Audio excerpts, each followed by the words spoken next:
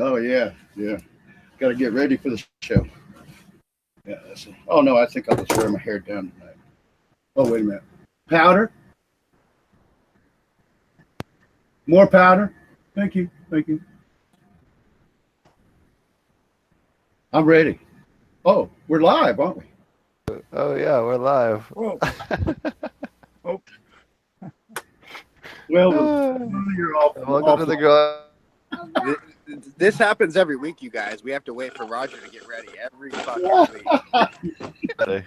Every week. Having some issues with the restream as well on my Don't always seem to Wii go. TV. We got a wide open show tonight that's just going to be we're just going to talk about everything. So we thought we'd start off with a little comedy skit. So I hope y'all enjoyed that. So, there we go. Vegetables. We were Vegetable. doing imitation vegetables. Yeah. Get mood. Talking veggies. So this is the Growing with Fishes podcast. We talk about aquaponics, regenerative soil, organics, organic hydroponics, and all different kinds of just generally sustainable growing methods of all kinds. And keep it clarification of basic grow knowledge too, sometimes. Oh yeah, all kinds of grow knowledge, and sometimes cash making and other fun things. Smart ideas for free. Yeah.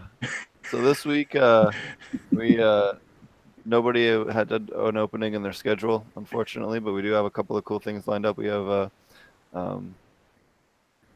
the gentleman from the hold on, I'm sorry, the podcast next week. Sorry, I'm stoned. Josh, help me out. Yeah, I don't know his name. I've just been listening to this guy for the last I don't know, 3 or 4 weeks hardcore, but he goes by Heavy Days on Instagram. Yeah, Heavy Days. That's it. Thank you. And he's been interviewing breeders. I don't know how many episodes he's done, 12 to 20, something like that. And a lot of them have been the ChemDog family, and just hearing that whole story, and it's really cool stuff. I mean, it's for those who don't know, it started with bag seed and at a Grateful Dead show, and kind of went from there. Show. Yeah, and so these guys are all deadheads, and it's really powerful to see how that music and that group, spread the seed, spread a lot of what was going on. Mm-hmm. So I'm excited to hear what he's got to say. Yeah, so he'll be with us next week, and then I'm working on a couple of other cool guests for the lineup after that. So hopefully, I think we'll wait and make sure we confirm the dates on a couple of these people. But I got some cool people lined up. And you want to might hear from? Go ahead. Sorry. Go ahead. I was just going to say we might hear from Aquaponic Dummy later tonight, right?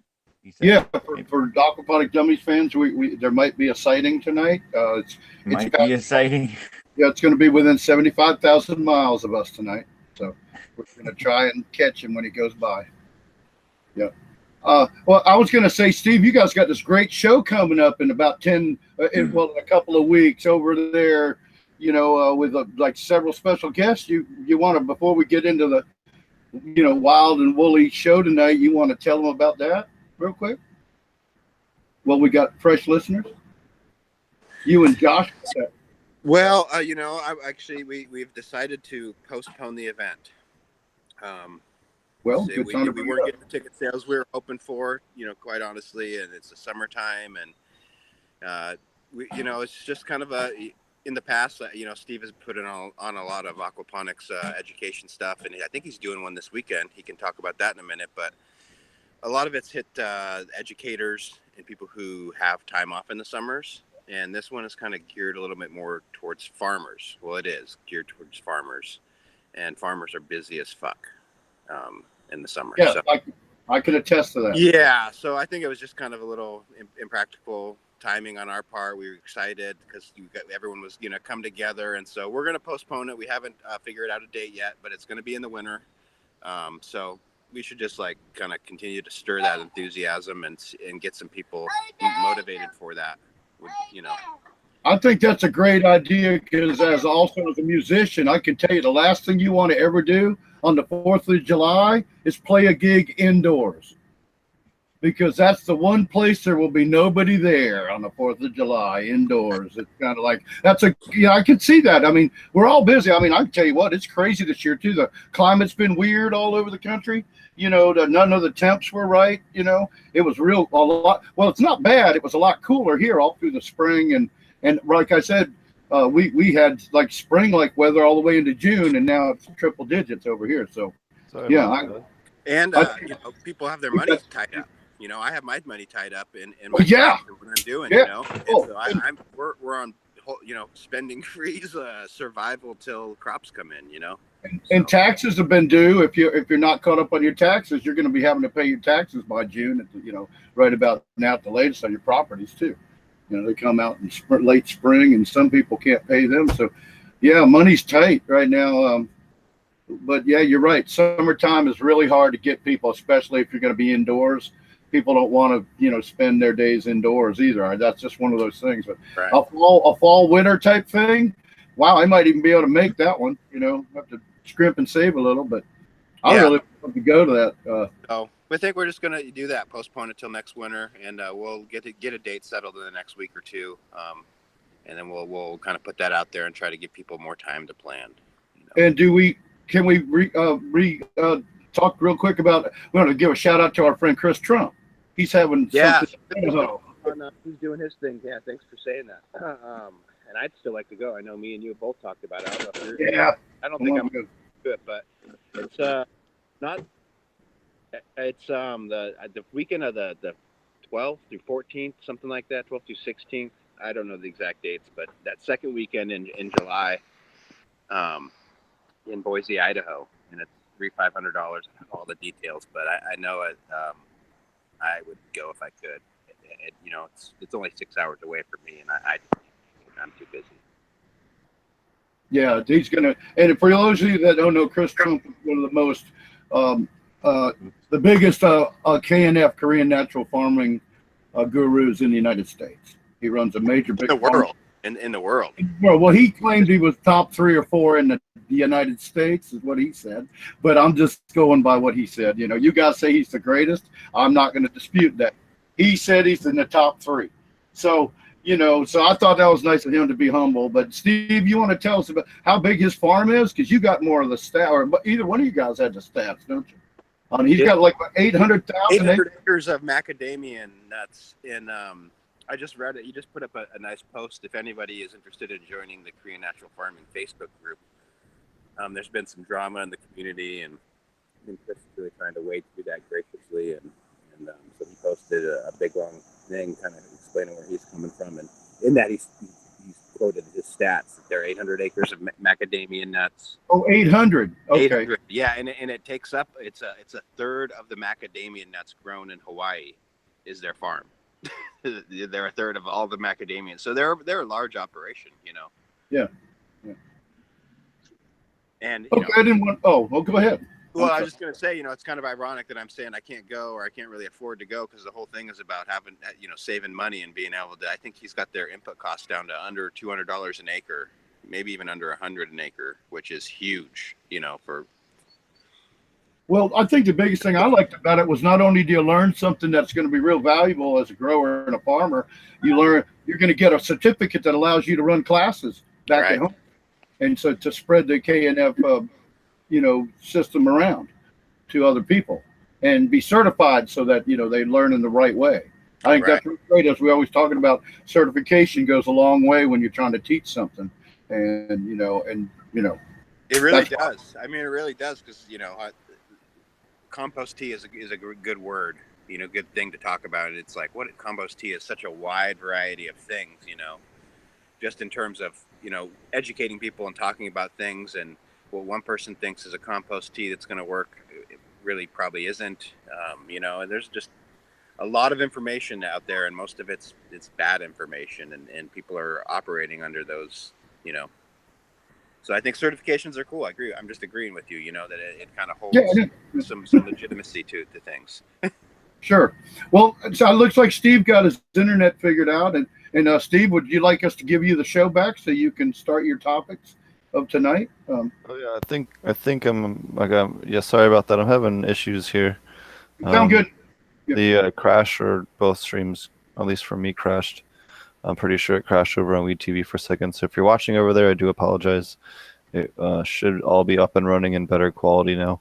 For whatever reason, Chrome just crashed out, and it's a part of our streaming rig. So yeah, so I thought it would be cool to talk about what kind of veggies y'all grow in aquaponics, and I can talk about the different stuff that I've grown and maybe tips and tricks for different kinds of veggies. We haven't really done. It's been quite a while since we've done kind of a vegetable show, and a lot of people are really getting into their vegetables, especially their aquaponic systems this time of year. I thought it'd be kind of cool to go over.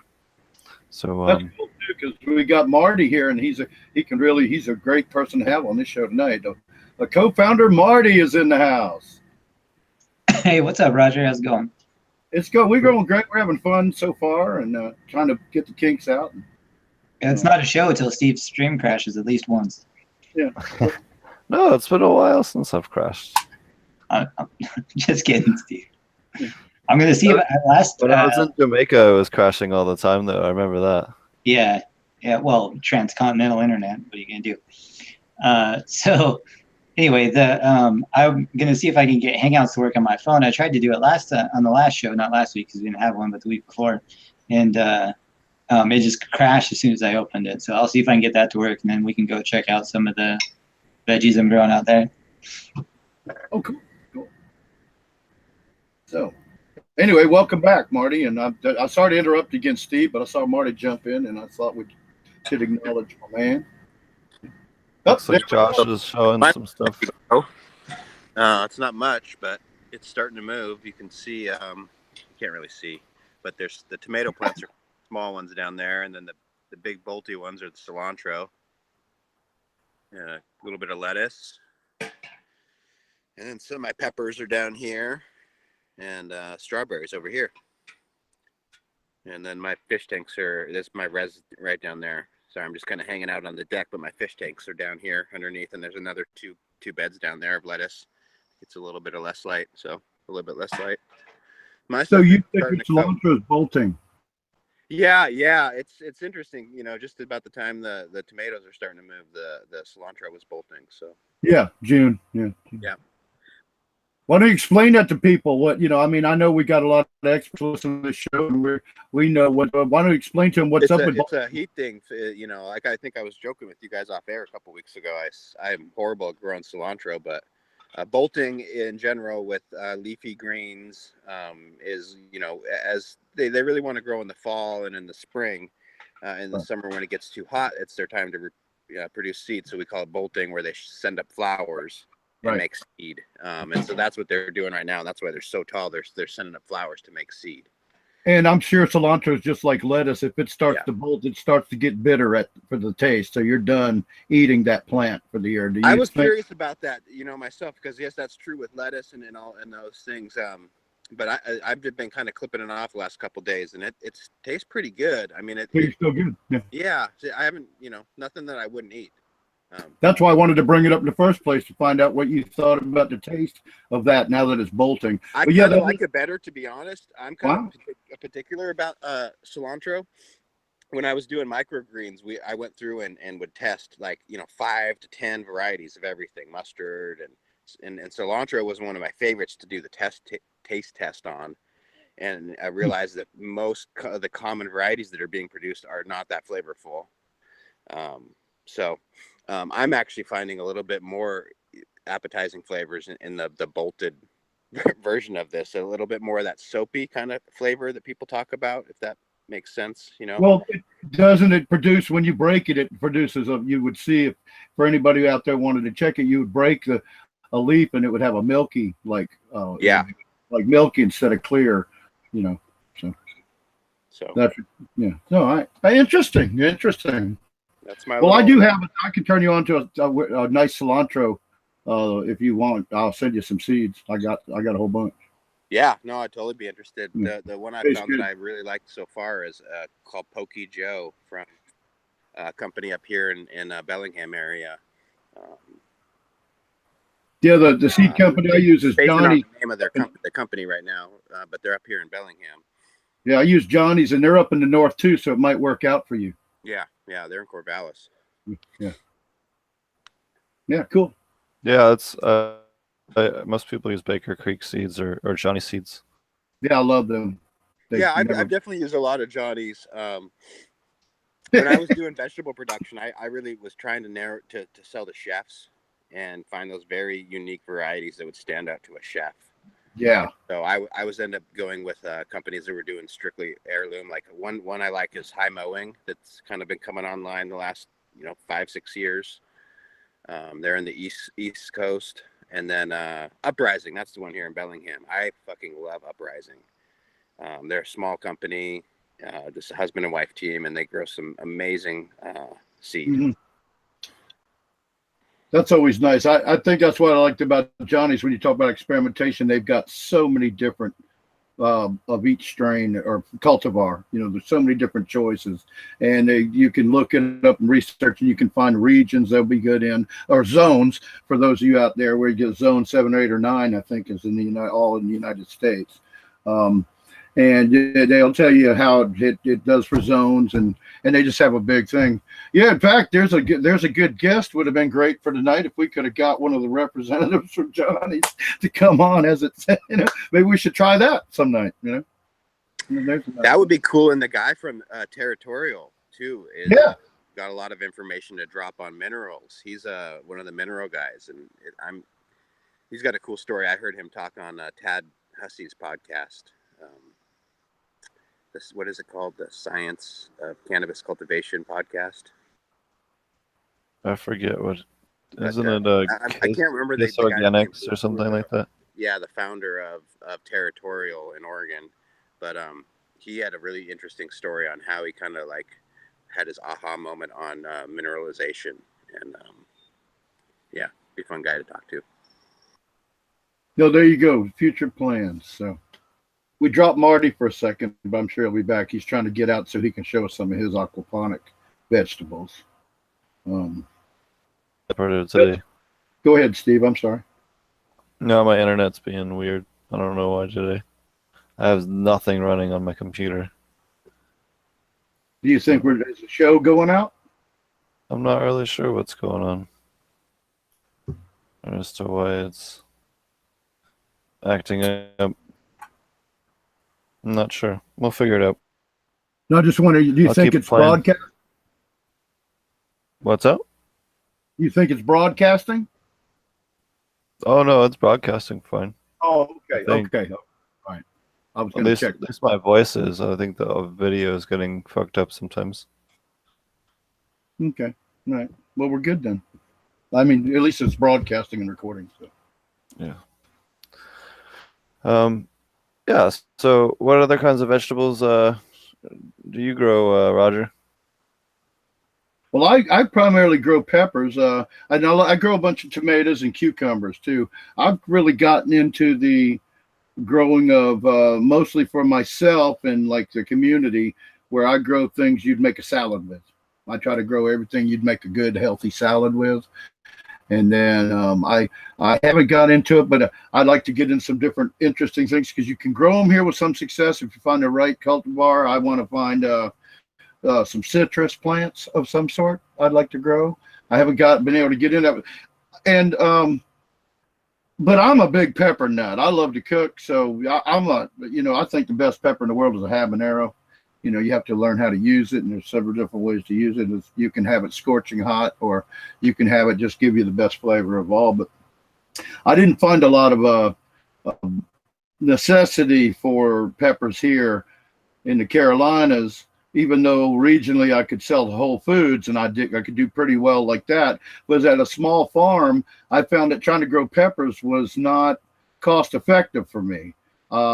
Because you just don't get enough yield. You have to have a monstrous size grow facility, whether it be indoor, outdoor, or whatever, to actually make any money off of peppers, even when you're getting a premium price compared to what most people are getting per pound for produce. Then I've always wanted to do what Josh used to do. I am going to be going. I'm trying to. I'm clearing the land. We're clearing parts of our yard that I'm going to turn into the fish house, where I'm going to start my first aquaponics operation.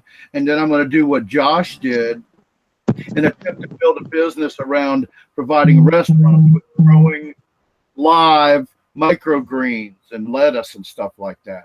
Baby lettuce, bok choy, or whatever. There's all kinds of choys out there. You guys, I'd say something. You guys recommended another one, probably just the smaller ones, and they love the white cucumbers, stuff like that. I think that's where I'm going to be heading and experiment with that, because all I have to do is call up, the state has a program, so I can actually get a list of all the restaurants that participate in the program. So that's where I'm heading. So that's what I'd like to do anyway. I like to grow pumpkins, but I never seem to get them going in time, or I have problems. I had problems last year. I never got my pumpkins going, so it's probably too late. I probably could grow a few pumpkins, but nothing big, gigantic. Speaking of gigantic pumpkins, I segue to Steve. Yeah, actually, I was going to say Mr. Green Jeans is rocking in his garden. Do you want to? Yeah, hell yeah. Can't tell. Yeah. Actually, I do have some vegetables going, but they're all up in San Pedro. At the other one we're talking about, and because I got a lot of stuff. I think I get up bananas and everything, man. It's crazy. It's a jungle around here. You're in a good spot now. It's a Valencia orange. Oh, it's yeah. a really old. It's a 20-year-old Valencia orange that I've been growing in a container for 25, maybe almost 30 years old. Look at its roots. Wow. Yeah. It's not really a bonsai, but it's just a crazy tree. I got about 5 or 6 really old citrus trees that That's funny. I mentioned I really want to start some, and you're going to take us to citrus trees. So that's cool.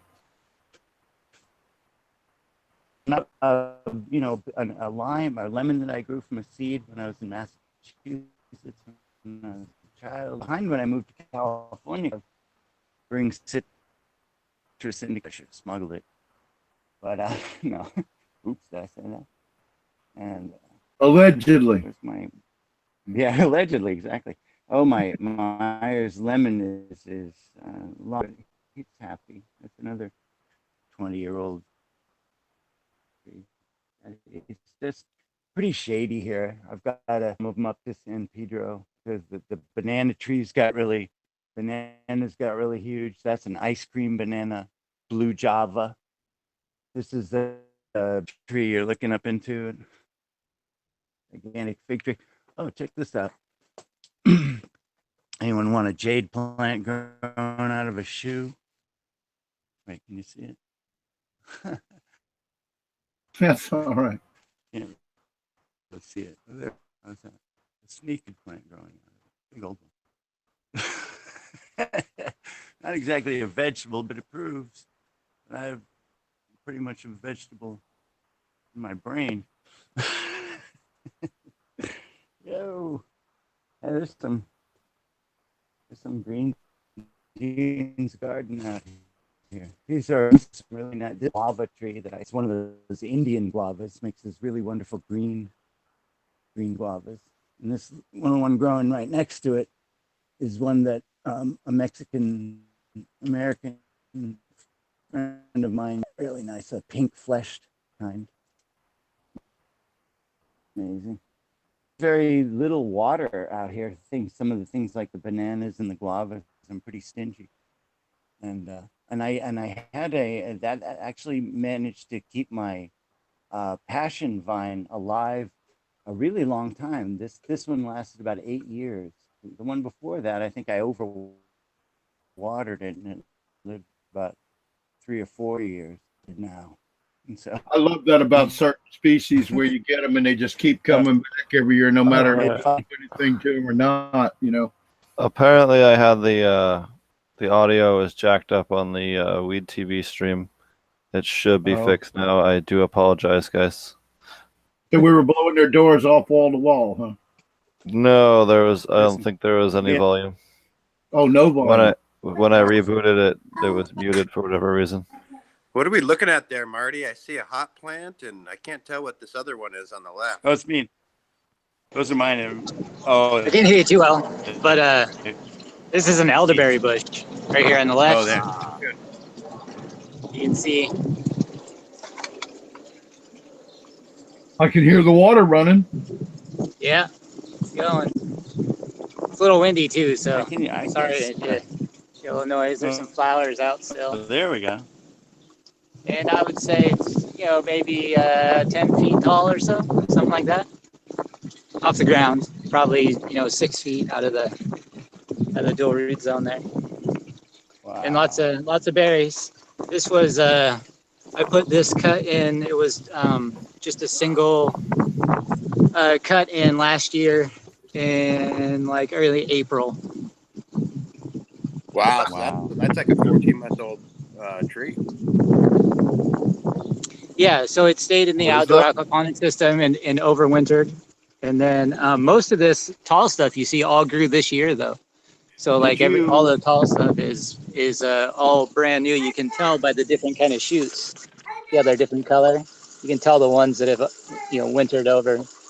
And you said that was a cutting, right? Yeah, this was a cut I got from the local co-op, and it was about maybe 2 feet tall, and it just comes as a stick in some dirt. That's it. Same And, same as you get grapes. Yeah. Yeah, actually the same thing. This grape was put in at the same time.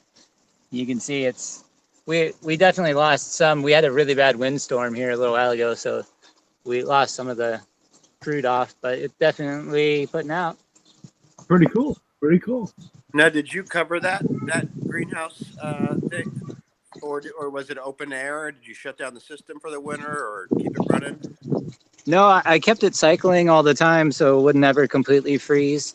It did completely freeze over a couple of times, and when that happens, I basically, you can obviously I know it's going to happen, so I just I unplug it, and then once it warms up a little bit, I'll plug it back in. So maybe for like 2 or 3 days it was unplugged, and I take out like obviously all the like tomatoes and stuff I put in. Here you can check out the black ones; these are pretty cool, or blue or purple or whatever you want to call them. Yeah, man. But anyways, I put these in. Obviously, they don't overwinter, but the grape and the elderberry both stayed in there, and they go dormant in the wintertime anyway, naturally. So they survived and are doing fine, as you can tell. Very Yeah, the reason I asked if it was a cutting is if you grew up from seed, it wouldn't bear fruit that fast in a year or two, a couple of years. Yeah, and they even on this they said even on a cutting that you shouldn't expect to get fruit for 2 years. But I got fruit last year, and as you can see, I got plenty this year. Yeah, it's the same way as when I did grapes. It's the same way you always get a little bit. It just gets better as it gets mature. That's all. Yeah, for sure. Yeah. I've definitely seen, because I have some that I like just a normal grape I have over here in the ground, and it didn't really put out anything. So I definitely noticed a difference in it seems like increased fruit in aquaponics versus in the ground, or even in sips. I have some sips going over here too. They're on the other side of the fence, but this is a orange bell pepper, I think, and more tomatoes. That was my daughter's science experiment. My wife's flowers. Screw that shit. I don't grow ornamental shit. But another bell pepper, and then this is a big old tomato. Oh, you'll have a This nice obviously- fall. You'll have a nice fall yield in those plants. Yeah, that won't be bad at all. And these peppers are looking pretty good too. We'll see. I might pull off if a couple of the first ones. I find they get kind of stunted if you let them fruit too early. So Right. probably. You can always take them. You build it. Just builds the plant up stronger for a foundation to hold the other fruit. Right. Well, the other thing is schwazing works really good with peppers. If you strip the foliage pretty heavy on them, it'll negate that. Cool. I taught mine like cannabis plants, and No, a lot of people do that, but I've had pretty good success topping them early on. Now, see, I don't like that because that means they're not going to grow. I like to grow mine into a vine, so that That's wouldn't top them. It won't grow in a vine unless you grow a sucker out. Well, that's one of the great things about if you are in a less than legal state and you want to practice. You know, peppers are a great allegory plant to work with, to get you used to all the techniques stuff will work very similarly to a pepper plant, and you know, getting your cow mag and your potassium dialed in and everything, very similar. Definitely, yep. And they don't fall back at tomatoes, but peppers are a little closer to what we would use for a formula for cannabis and flour than you would necessarily use, because the peppers require more potassium than tomatoes do. Yeah, if you give tomato that amount, the tomato will just be almost like crumbling under its own weight and fruit, because that much potassium just makes them force fruits them.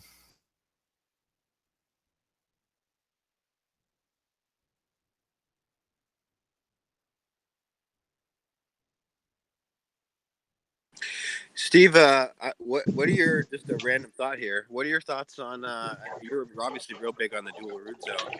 Yep. I'm doing tomatoes here straight in media beds, and Yep. I've had good success. I've never done a dual root zone tomato. What do you got to say? Yep. So I've actually done side-by-sides, and I've shown the pictures on here. And I think I did in one of the presentations too, that I put up at one of the conferences, the side by sides where you have tomatoes in the media beds and the size of the root system versus when they're in a dual root zone, and it's like 6 times larger. So when we did side by sides at Sylvia's lab, on average, they averaged about 44% more flowers and 38% more fruit, and would have fruit that was ripe 2 weeks earlier. So cool. Okay. But again, I think you can totally grow them without a dual root zone. Don't get me wrong. It just won't produce. You don't have the option of, like, you know, boosting the nutrients if you want to, and really, you know, keeping it cranking. Well, I wonder, like, just in my experience, in my situations, I always, when I put high feeding plants in the media beds, they take a long time to get adjusted and get ready. But once they're like moving, they jam. Like, they're so fast, but it takes longer. And I think that overall, I'm faster in soil. You know, if I don't have to deal with that lag, so maybe that's part of it. Yep. Yeah, that'll definitely. With they tend to do. They'll grow a little bit slow with the dual root zone in the beginning, and then as soon as they hit that layer and they fall, I know. Especially with, we lost you. All of a sudden they just skyrocket. All of a sudden it's just kind of crazy. All right, Marty, tell us what you're showing us. So this is my front porch system. This is sort of like I don't know, we call it the salad bar, but right now I don't really have any salad in it. It's kind of too hot this time of year to really, I just took all the greens out of it. I did put, or actually I should say my wife put celery in here. I think that's what that is. And so that one is just one we bought from the store and cut it off, and you put it back in and resprout it. They're good for a few good grows. And this is a lemon cucumber in a dual root zone pot. And pretty soon when this gets longer, it's going to start going down the porch that way. And this is a big peppermint plant that I probably couldn't kill if I wanted to. And then it's wrapped itself around this raspberry bush, which is throwing out more. And I'm kind of training it down that way. And there's some raspberries on there. The other strawberries from my daughter's science experiment we talked about before. This is a big, what is this, parsley and pear tomato. So there you go. Interesting. Got some big raspberries. Yeah, they're not bad. These early ones are usually only get a few of them, and then later in the year I'll get a bigger harvest of them. So you'll see, like, there's other sprouts coming out here. So Yeah, that'll be cool. This raspberry's taken like so much abuse. It's been in a number of different systems, and I've cut it, pretty much all the way down. And it lived in a pot just on the porch here for like an entire winter. And I thought it was dead. And it just started sprouting again in the spring, so I replanted it. So it's seen a lot of torture, but it's definitely doing pretty good. I've taken cuts off of it. There's a cut off of it that I just cut off one of these shoots that still had roots on it and planted it out back, and it's growing out there through some raspberries also. So that's pretty cool. And then the lemon cucumbers, these are looking pretty good, and excited for those. Some of my favorites. For sure. Do you clone in the system, or do you take cuttings and put them in the media bed, or what do you do? Well, on this one for the raspberry, all I did was grab one of these shoots that still had roots on it. So I would just take one of these and I just separated it out from the main root ball and replanted it. So ghetto cutting, I guess. I don't know if you could just take a cutting and root it, but that's how I do cloning for cannabis. And is I just take cuttings and put them in there. Or tomato suckers, you can do the same thing. Just pull off the sucker. We do the same thing. We use the perlite filled poly bags, and you can just take a sucker, whether it be a cucumber or a tomato, and just stick it, even a pepper, a sucker, you can just stick it down in the medium and root it right there. I would imagine you could. I've never done it, but I don't know about raspberries either, but I know that you can take the cut off. So I would imagine you could. I could try it at some point to see if it works. But I know, like I said, I've done lots of other cuttings in aquaponics or clones in aquaponics, lots of cannabis clones. It works really, really well. And unless you have like a ton of solids build up, you're going to get roots pretty quick. Yeah, good point. If you're trying to clone in hydroton or a system like that, it'd be nice to put it in its own space, maybe even like in a net pot where it's got its own fresh hydroton too, where you washed it off at least, to get the salt buildup off of it. Or, in your case, yeah. Because we've done experiments with bubblers, and they works with cannabis. You can take a cutting and stick it right in a 3 and whatever net pot you use filtered hydroton. Put it in a bubbler. As long as that bubbler is keeping your hydroton wet, it'll root and grow right there in the system, right there like that. No problem. Cool. Sweet. Mr. Green Jeans was showing us some other stuff too, and you were showing us some other plants. Yeah. He's back in his. Yeah, you're showing us some other plants. Yeah, quick. Switch back to where you were. No, run! Austin, run! Was a male plant, was it? We got it back inside. Sorry, buddy. What was that you were showing while you're walking? What was that you were getting ready to show us? I don't know. I just on the ground. It was like little red circles, little red dots. While we're waiting on everybody to get to where they need to be, Ouroboros Farms this weekend. I'm teaching a aquaponic cannabis class this weekend. If anyone's in town and looking to get some rockin' education, to be sure to check it out. And where is that going to be, Steve? That'll be at Ouroboros Farms, and you can check out information at ouroborosfarms.com, and that's in Half Moon Bay, California. There you go, folks. That's the learning place. That's the learning place right there. And you can check it out. We have a long list of classes coming up for the rest of the year. We have all the schedule through December up, so be sure to check it out over there at ouroborosfarms.com. We will be adding a few more farm-to-table and CBD farm-to-table dinners as well that we're still adding to the schedule. I got a question. When you go to one of these classes, do you just go to the class and hang out and do whatever, and maybe your meet and greet later, or do you get any access to the farm to see Ouroboros, or because it's a cannabis class, you don't get to go out into the farm? Or I know you got to limit people, because for those out there, sometimes when we tell you we don't want you to go in a greenhouse, it's because you could bring something in, some disease from your own garden. Oh, no. So we actually host the class at Ouroboros Farms. We have a classroom. We actually tour the working commercial farm. You get to check out the filtration. You get to check out the fish. You get to check out a whole bunch of different types of plants. All of which are, thriving and kicking butt, and all the different ways we generate nutrients and all the different things going on. So it's really a cool experience.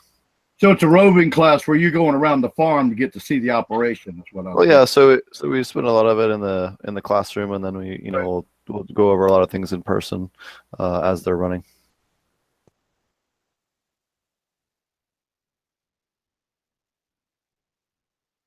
Was there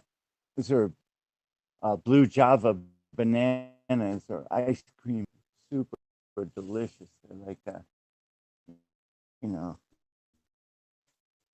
oh, there's another one up there. Another bunch way up there. You can see I don't give my bananas hardly any water. I'm going to give them a little. You got a hell of a jungle. How's the humidity up there? Humidity right now is pretty high, but it's going to be pretty all days. It's been high enough to hold the spider mites off. Yeah, well, that's kind of what you need for bananas, so that's good. Yeah. Well, yeah, but they don't get much water. Bananas are really water hogs, but luckily the soil hold digging it so much over the years. A lot of bananas will take salty. A lot of bananas will take saltier water though. They'll take what? They'll take salty air. Yeah, saltier water than normal. What we got here. Oh yeah, that's a good point. They don't mind. They don't. Bananas in particular, bananas and coconut trees both don't mind salt as much. Yeah. Well, I also give them my extra dishwater and stuff like that. They love. Right. You got a gray water system. Nice. You don't really get enough water. A lot of times their leaves are falling off, but they still produce bananas. I used to have some burrow bananas, but they were giant. I just had to cut them out. Because this yard's only about 20 by 20. Looks like a jungle, but it's actually a teeny little joint. I figured it out because you keep spinning in circles, so that's why it looks like you're in a jungle. It looks like you just like you ate a mushroom and you're running. I'm just turning around. I know. It's so funny. I guess look at these amazing. My friend's name, and I can't even find it in any of the books. It's from You need a breadfruit. You need a breadfruit tree. It's not like that. You need a breadfruit tree. So what's that? I can't hear you. He said a breadfruit tree. He said you need a breadfruit tree. Or sugar apple. Or custard apple. I do. I have a little tiny seed. Hey, Mr. Green Jeans, I think you should stand still when you're out there. I say he. That was a bad day.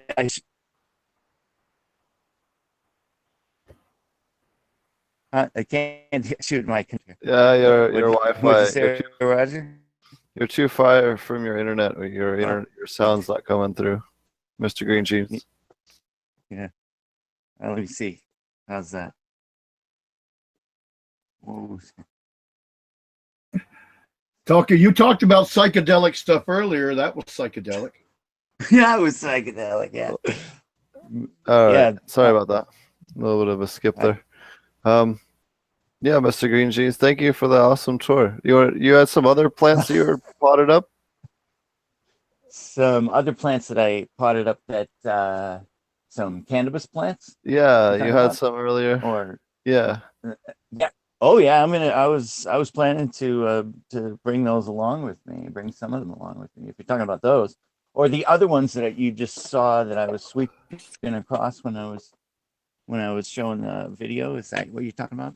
These ones I got outside. No, I didn't even notice those. They blend in. Oh yeah, they blend right in exactly. I know. But yeah. Oh, that was the other one I was showing really close up. I think it was a male plant, right? Huh? Yeah, it's a really nice he's a cross between. He's got some island sweet skunk in him, and some blue dream, and some blackberry kush, and I Ooh, just yeah, it's just a cool male plant that I interesting. was progeny testing using, trying to cross him into some other plants and see what happens. And, see what I was just showing the. But I know it wanted to show a thing about collecting, but he's not dropping right now. And actually, I did have a plant this afternoon when I first showed up, and I collected all the pollen off of that, and then I realized, and then I chopped it, and then I realized, oh shit, I mean, So, I realized as long as you I freeze should it, save. as long as you freeze So, it, put it. what's that? What'd you As say, long as you Steve? freeze it, it's okay.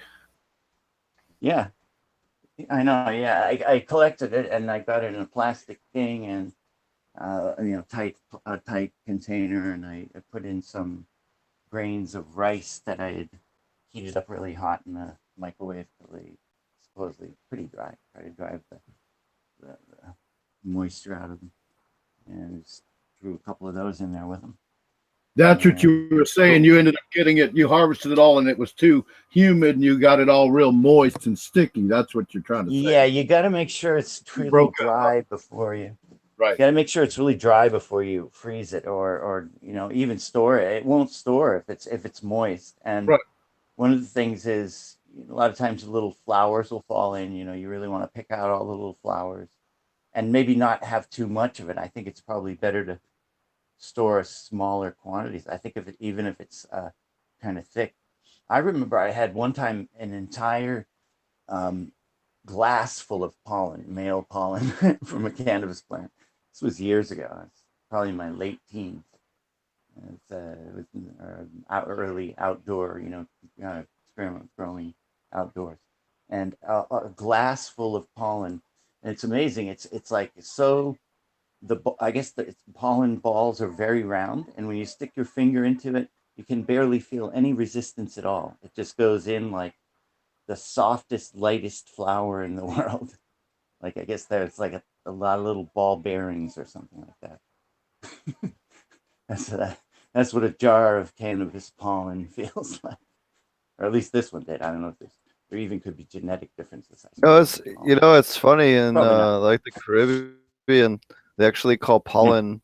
Pollen is what they call keef, and they were telling me like, "Do you want pollen?" And I'm like, "Why would I want pollen? Let me see it." And then I showed it to me, and I'm like, "This is what we call keef." And there was this whole big misunderstanding because like you wouldn't really want to put pollen on a bowl to smoke, but you definitely want to put keef, Yeah. I don't think the pollen will get you very stoned. So I don't it's think there's anything. interesting. Certain strains have higher CBD and higher THC. The problem is that you get very little yield per plant, but some of them have extremely high percentages. There's a couple of studies out there I've read on that actually, and Wow. some of the different compounds actually produce more in the males, but again, it's just not commercially viable because their biomass is so tiny compared to the females. Yeah. Well, I've always had the theory that this is why it's really important to use, why males, too important to select males, as we were talking about before, because they are often the most extreme plant in the grow. The male is probably, it's hard to test for it, but I would assume that one of the males could possibly be the most potent plant in the grow, do you know what I mean? Or he's going to influence that, you know what I mean? You can't exactly smoke him and figure out whether he is. But I think there's a very good chance that one of the males is literally better than what you think is the best female. You know what I mean? And do you want to that talk makes more about that? Because selection. that's like something I'm going through right now. I have all these males I'm pulling out and I'm keeping them, but I'm not really sure how to like think about them. To be honest, I'm a noob. It's the coolest question, man. Steve asked me a couple of months ago. Sorry, go. I was gonna say save the pollen and preserve it, because then you can do it. So, and then Mr. Green Jeans, please take the floor. Well, I'm keeping all the males, and I'm keeping them all until someone tells me what to do with them. Yeah, I mean the the thing is it is the most incredible. It's such the coolest question. I think it's one of the best reasons also to have a large selection is because then you can make correlations, I think, between the males and the females. Like you can say this one, not exactly like twins, but you can see, just as you can see the females grouping into various, as we might say, phenotypes, but it's not really hard like, most all traits, cannabis traits that we even observe are pretty much variably expressed. So you're going to kind of do your sorting as your own, but there's really nothing wrong with that. You know what I mean? So you're just sort of trying to make relationships between plants and say, hey, look, these ones all have this kind of structure, and those ones. And the more you do that, the more you'll see that the males fall into some patterns along with the female, right? And that's one of the good reasons to have a large enough selection to be able to make those observations, right? That's really the big deal is having the selection. It is then, of course, then obviously the things that you can select for, that you can see the structural things, and the plants are really vigorous, and and particularly if that's a rare trait, if if a lot of the other plants seem kind of wimpy or whatever, or needy or whatever, then the really strong male who grows aggressively, looks a lot better. Do you know what I mean? It depends on the rest of the seed batch as well. So how but I think it's very common for males to be outstanding in some kind of way once we really start looking at them closely. So it's pretty common to find these kind of outstanding males, and I think it's a natural thing too. Like people that have been breeding a long time, that's why they start paying more attention to the males, because they start noticing that sometimes these really extreme plants are males. Like, whoa. Well, for instance, one thing I noticed when I was living in Jamaica is that if you plant a whole bunch of seeds all together at once, and the males will 98% of the time will be significantly taller than the females by week 3 or 4. Yeah, they are. And I gotta say something about that that's funny. I'm not going to dispute that, because I mean, let's face it. If you were on the plantation in Jamaica, you saw shitloads of them. So I really don't want to dispute that. But you know what drives me crazy is every time I think that's the case, it's not the case. Every time I think, oh, that giant plant male, it turns out to be a damn female. I mean, that was more with the seed batch that Steve was looking at, was more likely to be an actual strain of outdoor, of Jamaican cannabis, I think. And so then you're not looking at as much variability as you might see if you had seen some kind of recent crosses, which could throw some big plants and some short plants, regardless of their sexes. And then you know what I'm saying? Whereas, so you're saying that genetics are not as... He was probably looking at some Jamaican lamb's breath that was, fucking... Yeah, but you're saying... That's so funny. I did that to a Jamaican lamb's breath. Like maybe one of the only 2 plants I misidentified and killed, and found out later what one of them was lamb's breath. Well, I'm just saying, I just off the top of my head, I'm trying to think of a nice old Jamaican strain, And I tore it out of the aquaponics. Rainbow Kush. And put it on the porch. I was just going to compost it. And of course, I got lazy. And so, maybe 2 weeks later, I walk over there and it's all budded up, little tiny frosty buds. And just kind of kicking myself for that one. It still turned out good even after I tore it out and replanted it. I mean, little tiny buds, but still, it definitely, it was one of the fastest growing plants. That's one of the reasons I thought it was a male, because it just took off. So yeah, that's funny that you mentioned that one. So what I wanted to get back to Mr. Green Jeans, I wanted to clarify that what you're saying is if the strain's not as diluted, or has, it's not such a comprehensive hybrid or something, it's more likely that the males are the dominant plant. I just mean what how much variability there is in that particular seed batch. And variability can be brought out by a lot of different things. And sameness, Yeah. you can have a seed know batch what? that's amazingly consistent and it's a double hybrid, you know what I mean? Or You know you what can I have, realized? You know what I noticed causes a lot of. One thing I've noticed causes a lot of phenome variation is sodium. If you have high sodium levels, it seems to cause a lot of phenome variation, particularly in lettuce. If you ever go to like a lettuce grow, I see this once in a while doing consulting, um, and all of a sudden they have like a red lettuce or a green lettuce or Yeah, it turns colors. something. All of a sudden, one or two of them are just way bigger than the rest, or the color is off, and you're always going to get one or two of them naturally. Like a couple of them across a few hundred or thousand plants is totally normal. But if you all of a sudden see a bunch of them, there's a good chance it could be magnesium or sodium. Those two I've seen a lot of times. In particular, will cause a lot of phenome variation in lettuce, and I would suspect probably in other plants as well. If not, if you had a certain nutrient try that. Deficiency could cause an increase in phenome variation.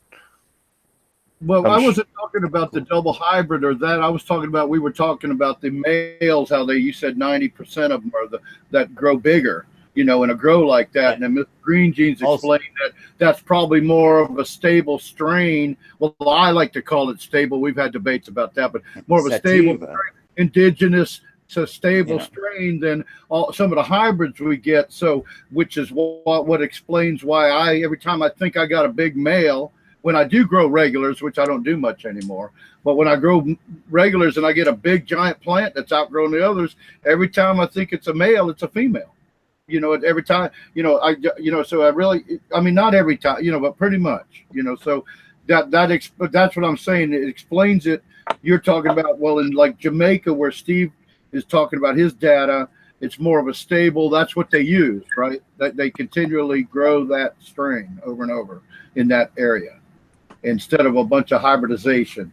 Am I wrong, or is that what you were saying? I've heard of a strain where you could actually tell, whether the males are females and males by the number of fingers that there are on the leaves at a certain number of tiers. And I actually believe that that's possible with some things.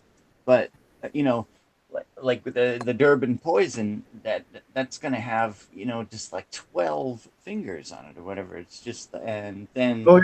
Are you saying that would be a genetic, like a a strain specific? Yes. Thing. Definitely. But I think that someone could. The story I heard.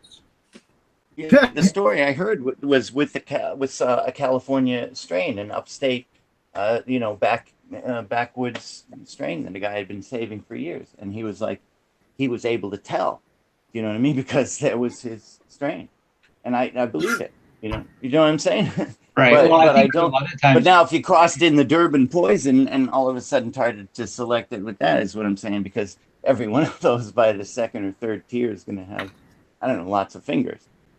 You know what I mean? So that would throw a monkey wrench in the thing, is all I'm saying. But I think that people have been debating too. That's interesting. People have been debating all about that with the fingers, and I get questions all the time. Why does this one have this many fingers and this one has this many fingers? So that's a great one. So if you have light leaks and you're at nighttime, a lot of times that will cause the fingers. Or if you take a clone from a plant that's in flower, from 2 to 4 weeks into flower, when it basically re-veges, it will also cause weird funky flowers called monster cropping, and you can actually get ludicrous amounts of branches. Anyone that's taken my class, I have some pictures of some plants that I grew using that method. Excuse me. That'll be a really super, or like not super cropping, but FHM or whatever. When you cut the top of the bud in such a way that it grows out. Oh, no. I'm talking about monster cropping. Monster cropping is so if I take the plant, put it into flower, and then take a clone from it in flower, 3 weeks into flower. That's what I'm talking about, and then rooting it again. What happens is you'll get about a 25 to 40% success rate with your clones. Blah. You might be able to get higher. Then they'll get a shit ton of branches. If you're Yeah. trying to, if you're trying Well, what to, if you're trying Can you to back produce, up? You cut out. Can you back up? Sure. Start again on that. Sure. So if you're trying to do a monster crop plant, what you want to do is, and let me know if I cut out again. My internet's been wonky tonight. So what you want to do for a monster crop plant is you want to take a clone off of a plant that's 3 weeks into flower, and you'll have a low success rate, maybe 40% or 25%. And what'll happen is most of them will die, but some of them will live. And what'll happen is they get a shit ton of branches. And what'll happen is that. Go ahead. I want to say something. Because at that time they almost have to re-veg. I was gonna say you're re-vegging. They have to take the why you fail. So, and you actually could have a better than 40%. But I agree with Steve. Expect to not succeed on a lot of them. But what happens is basically they're already flowered. And so what you have to do is they have to almost die and re-veg, and that's why you get all those sprouts coming out. I'm sorry, Steve. I just had to throw that in there. Yep. No, it's true. So and you might get better than that. I want you to understand that you're going to have a lot of failure with those clones. Is kind of my point. But what'll happen is that you'll have a ton of branches on those plants. And what'll happen, especially if you're trying to scrog them and you're growing in like a closet or a small space, you can have a just shit fuck ton of branches growing in a really, really super dense plant and just nothing but nugs, like a whole sea of nugs all the way across a closet or a grow tent, out of one or two plants. I've done it a bunch of times in very small grow spaces and just, the absolute maximum amount that I could possibly grow in that tiny little space. And it is a weird trick to do. Not many people do it anymore, especially it's more of a small home grow kind of trick. It's not something you would really do in commercial because you have plenty of other options. But if you're a home grower, especially in a less than legal state, it does give you a great option to maximize your production. We just use the hedge trimmer in commercial production to achieve the same thing. Oh yeah, did you get Ed Rosenthal has his specialty cannabis hedge trimmers? Have you seen those? No, I haven't. I was joking, but serious. I mean, you just talk. He did talk. Yeah.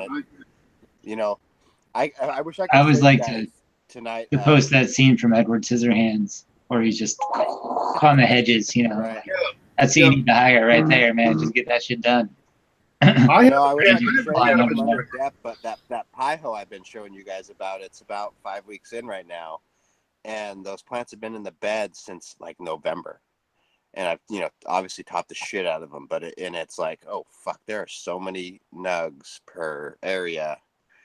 I'm expecting a really good yield because of it. I'm just I'm 5 weeks in and just waiting for the swell to start happening. I'm pretty giddy about it. But I'm kind of realizing like that's probably a better deal for me in general would be to reach my canopy and then top the whole damn thing, give it a week and a half, and then flower it, Yep. Edward Scissorhands is the way to go. I got an interesting thing. My last generation of clones from this batch were acted like indicas almost when I flowered. When I blew out, they just grew in a bushy, beautiful connoisseur. Nice buds, all about the same size and all. I didn't do any super cropping or anything really. I'll squeeze a branch here and there if it starts to shoot out too high, but that's about it. And I had the really great quality, but I lost yield. But here's an interesting thing. The clones from them, the 3 that I got, are growing like sativas and stretching out with long, viney limbs. Now, I did have the light a little bit higher. What is your nitrogen? Because if you run high, if it's more sativa and you run your nitrogen a little high, they'll stretch a lot more. I'm running the same system I've been running that's been growing them I'm using the exact same measurements and all that. Right. But certain strains, like every strain, that's one thing. I'm glad we brought this up. Every strain has its own nutrient requirements. Like fuck what the bottle says. Fuck what everything else says. Don't follow the bottle blindly. I can't stress that enough. Never, ever, ever, under any circumstance, follow the directions on the bottle like it's a Bible. No, but always listen to your plants and look at what your plants are doing and how they react and dial them up or dial them down. Most of the time, you will not actually dose a full dose regimen as what the bottle says. Most of the time, in between half and 3/4 for most strains. It's only certain strains that really need that full dose. If you have everything dialed in, they don't really need, they should be able to work with the microbes in your system to unlock what you need. And it's definitely true. That's what I was I going to think add. that Well, only, right, but there's ifs particularly and for wins. aquaponics. There's ifs and wins. Yeah, but that's aquaponics. Yeah. But I wanted to say, I have a we were theory. talking about I have a seedlings. theory. We're talking about clones. It's the clones are being grown in the same exact way and system with the same measurements of nutrients as the previous clones that are the same strain. So it's not like it's a Did you monster crop those at all? Did you clone them in flower at all, or did you take them straight? No, they were top. Basically, I top when when the seedling grows up and it grows up. If I top it, I'll usually clone the top. I'll clone the top when I top the plant. And are you're popping seeds and then topping, or you're just saying clones? I pop a seed. Plant grows into into veg. Right. Over anywhere from 4 to 8 weeks. Then I top it, and I root the top.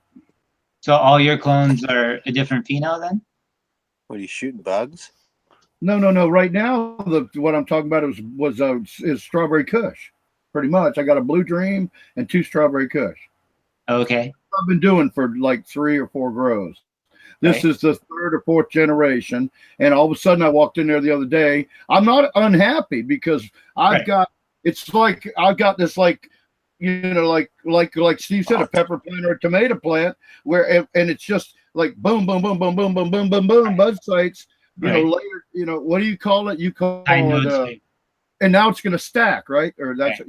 What are you doing? Are you trying to top with that gun? Is that the assault gun? What? You guys? So this is the latest in insect control. This is a shotgun. Load that up with salt. It's a shotgun that works on salt. Oh man, it is so much fun. You see a squash bug or a fly, whichever. Yeah, squash bug or a fly. You just shoot them in the face. You feel so much better. Someone should start an Instagram page of that. Maybe someone has. $1 laser sight on it. I was at Walmart looking at laser sights, seeing if I could put a laser sight on it and really fuck around with it just for fun in the garden. But I just thought it was something fun. It was on sale at the hardware store the other day. So I see those all over the place now. They're pretty cool. You just load them with salt. Oh yeah, it's called the bug assault. I think it's called. It's just something fun. So you can just run around and blast stuff. He wants to shoot everything anyway, so yeah, it works out. If you have a bunch of bugs in your garden and you got some young boys or even young girls, give them one of these. They'll help you. Yeah. I think was it Marty? You were the one doing the bounty in your garden, the slug bounty. The what? Didn't you do like a slug bounty or something with the kids, or a bug bounty or something? Oh, bounty. Probably. I probably did. I don't remember, but that sounds like me. That's smart. I have them. They go out and collect all the flowers and stuff for my flower power teas and stuff. They collect all the fruit for the ferments, make them fill up a bucket. I pay them though, unfair wages, but I pay them. A sweatshop ain't gonna run itself. It's lessons in capitalism. It's Trump's America now.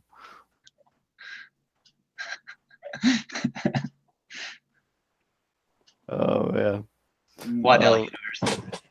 So I've grown a bunch of different. I guess I'll go over my veggies. I've grown a bunch of different veggies, all different kinds of root crops, mostly in wicking beds or in cloth pots and media beds that had cocoa coir or some kind of mix of soil and cocoa that was kind of aerated or Pro Mix is pretty good as well. Just make sure you don't use the Pro Mix with yucca extract, or your fish are going to die pretty quickly. Yucca extract is super fish lethal. What are we growing right now? I got some monster giant carrots, competition carrots. I'm going to try and grow in the media bed, or not, wicking beds, the farm. Although they're not in the most aerated soil, so we'll see how big they get. Gotta change that a little bit around. What else do we have?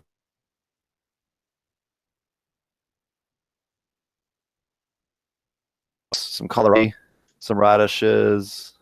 You cut out there for a second, Steve. Oh, I have some onions, some beets, some kohlrabi, some radishes. Nice. I'm trying to think what else is growing. Walking stick cabbage. I've never grown walking stick cabbage before, so that'll be interesting to see how that grows. Supposedly, it's like supposed to get 10 feet tall before the end of the grow season, and be like a tall, giant collard green with a cabbage head at the top. I don't know if any of you guys have grown it. No, I haven't. Yeah, look pretty cool. Apparently, you can polish the sticks of them, and they make good walking sticks. It's like a dense wooded. I don't know. So it's supposed to be something kind of cool. So we'll see. We could pretty much grow them indefinitely in the aquaponics system. So we'll see how they grow. Oh, hey, I have a question for you, Steve. Have you ever done a dual root zone in a, what do they call them, an air pot? You know, it has all those little holes in the side. You know, they're made of plastic. So I haven't, but Tommy has. Tommy J. Yeah. Somebody gave me one to try it out. They're like, because just one of my buddies, and he's seen my, you know, like the elderberry bush and stuff, and he had a bunch of those. And I was like, hey, man, it'd be cool to do a root zone on one of those. He's like, yeah, dude, take it. I want to see what happens. So I have one of those, and I'm trying to decide what to put in it because I have to put it outside. It's freaking huge, so I can't really put it inside. I have a thought on that, and you guys tell me because you have experience with the dual root zone. But my thoughts in terms of soil, coming from the soil aspect of it, the fabric pots suck, in my opinion. No, it's not fabric. For dual root zone, yes. No, but this is why the reason why for dual root zone is they don't. Part of the reason why dual root zone works is you have that seal with the plastic and the soil, right, and you get that diaphragm action, and it also with the water, it'll wick up around that and keep your soil layer too wet. So between those two issues, that's the reason why they don't work good for dual root zone in particular. But the air pots, I could see. Yeah, I don't think that they work for living soil either. That was yeah. my point. For the same reason, you know. Yeah. I would advise if you waxy use membrane on the outside to make your dual root zone like mostly media, like just a very small soil layer at the top if you use cloth bags. And then that'll at least eliminate like the major wicking issues that Steve's talking about. If you get that down, like even to like halfway down the bag, you're going to wick soil up or wick water up to the soil, like no problem. But I did have some success. I think I grew a cucumber in it last year, lemon cucumber in one last year. And it did fine. It didn't do as well as the, in my opinion, I guess I didn't really have lemon cucumbers and other ones, but I did have other like a little watermelon and some other melon type stuff in regular, you know, just the plastic pots. And I feel like they do work better than cloth pots. But if you have them and that's what you're going to use, I just advise you to use a lot more media than soil. So like 2/3 media, 1/3 soil. And I'd like to say that as far as growing a plant in a cloth pot, I see no problem with that. Is you using Pro Mix. I'm having very success with anything I want. It's breathable. If you overwater it, it starts to leak out so that it doesn't allow it to be overwatered, really. You know, so it's got its point, but not for dual root zone, just for conventional growing in a pot. I agree with that. Because conventional growing, you need those dry out periods, right? And that helps a lot of folks get a lot of oxygen in there. But with a living soil, it doesn't work. Right. I agree with that. It doesn't work with the dual root zone. You need to trap that moisture all the way in there, and it needs to be even. Just think of the earth. You know, that's what we're mimicking, and the earth doesn't have these dry outer pockets. Being an experienced, unless it's flat Earth theory. The fat Earth theory. Yeah, the fat Earth theory. Being an experienced commercial grower that's now getting into aquaponics, and I'm getting to look at what everybody's already figured out, like people on this panel, where they already have figured out so much. I would say as a conventional hydroponic grower, never use cloth pots in the dual root zone. Just, do it like Marty shows you to use. Basically buy good, sturdy plastic nursery pots. That's what I think. That's definitely the best. And then just drill some holes in the bottom so you have more drainage. You get more roots through. You can actually do it if you you can not drill any holes if you don't want to, and you want to contain your roots more. If you're like, for instance, a cannabis plant where you're harvesting it every couple months, if you've got a good sized pot that's not going to get root bound in the time it takes to flower, then you can keep your roots pretty much contained inside the pot and just have your water level come up into the bottom of the pot where your media is in order to give it water and then pull it back out. So you can do it without drilling extra holes if you're not going to leave the plant in. But like that elderberry bush out there, if it didn't have extra holes and drainage in the bottom of its pot, then the roots would probably have split the pot in two by now in order to get out there, because the roots are all the way through the bottom of that thing. They take up an entire half barrel. And I actually, in the springtime this year, I had to pull the drain apart. And I think I sent Steve a picture of it. It was like a 6 foot long thing of roots that I pulled out of my 2-inch drain pipe, which it had completely clogged. So I got you one better. So I don't know if you guys have ever seen the pictures of the vertical. We had some 5-inch diameter vertical towers we built at Aquaponics Source. We actually had a tomato against the flow of water grow up vertically against the flow of water into a 1/2-inch pipe, into a manifold, into a 1-inch pipe, into an 1.5-inch pipe, and then down another like 6 feet all the way to the pump against the flow of water, which was completely insane. The craziest thing I've ever seen. Pretty cool. Have either you two, Steve and Marty, done a white pot versus black pot comparison? No, I think all pot lives matter.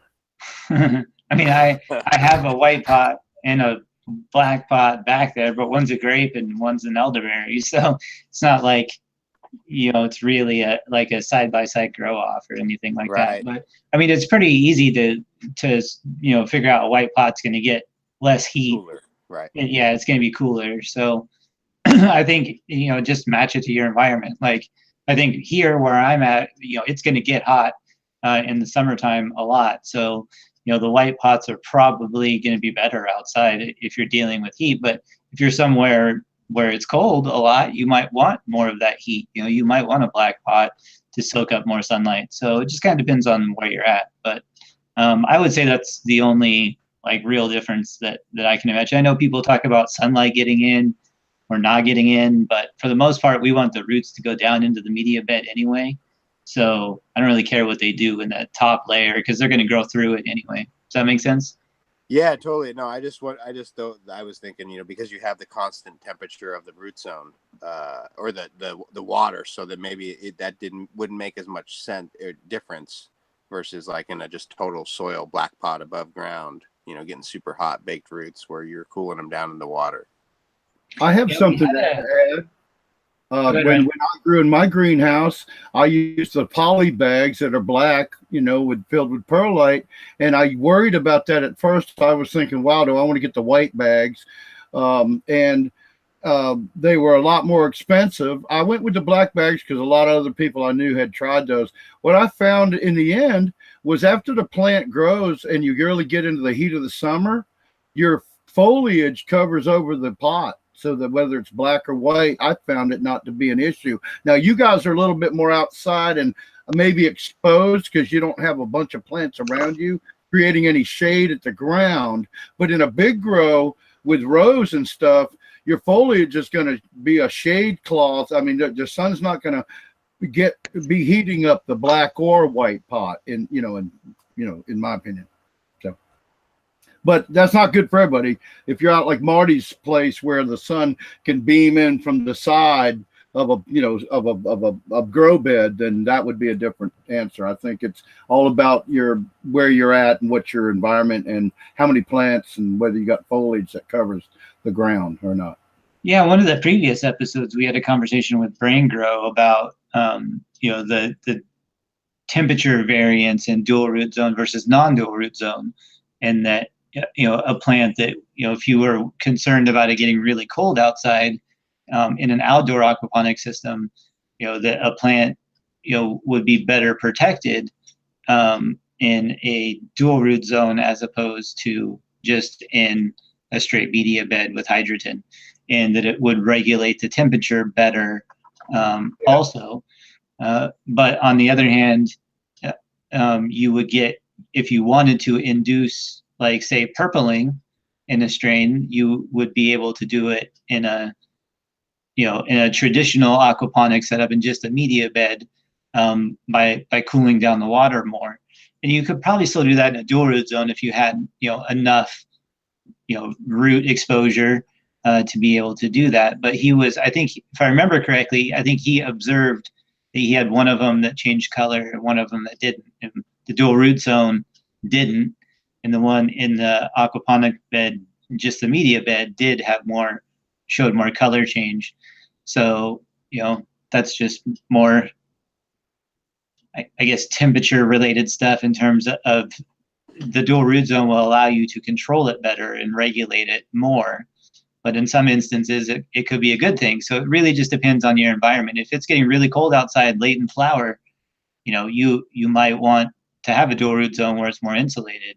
If it's really hot, you might want to make sure that your dual root zone isn't staying too wet for too long. And you might want to make sure to raise them up a little bit higher so that they can breathe a little bit more. So, well, what's your thoughts on plastic mold? What was that? Plastic. Oh, all of a sudden, I've got an echo. I don't know why. I turned down and everything. What's your thoughts? Like, you see, I've noticed that you guys, when you go outside, one thing that could allow you to control that a little bit is like using like a Panda plastic or plastic mulch that to cover your like a further insulation into what you're going. You got your hydroton bed where you ebb and flow, and then you got your dual root zone layer, which is soil or soilless, whatever. It's your microbiological layer, and then you could, to control temperatures, like when it gets cold in your area, you could put plastic mulch over the top, or plastic to insulate further over the dual root zone. Don't you think? Sure, you can definitely cover them. And in the past, I've covered my sips, and the only reason my sips aren't covered right now is just because I've been too busy at work and gotten too lazy. So, and the same thing goes for the aquaponic beds. Normally, I have greens planted around so that it covers all the surface area of the bed and provides more shade, and therefore uses less water and regulates the temperature better as well. The shared root structure helps regulate the temperature also. So, there are other ways to do it. And so, again, just match it to your environment. If it's really hot, then I would probably suggest, doing the mat of greens, because they'll be able to breathe and, absorb sunlight and do a pretty good job of conserving water in a hot environment without, allowing too much root exposure. So that goes back to what I was talking about with the foliage covering the pots earlier. It's kind of the same thing. So if you got this big bed of hydroton, it's in the sun's hitting it, it's baking. But if you got a bunch of little companion plants that are providing foliage and shade along it, because as the sun moves, all of it gets shade, so it allows for the temperature to be lower and all in that area. And so as opposed to plastic mulch, you just provide a bunch of little veggie plants, like right. That's what I do. Obviously, you could, good idea, plastic or do whatever. Yeah. And same principle though.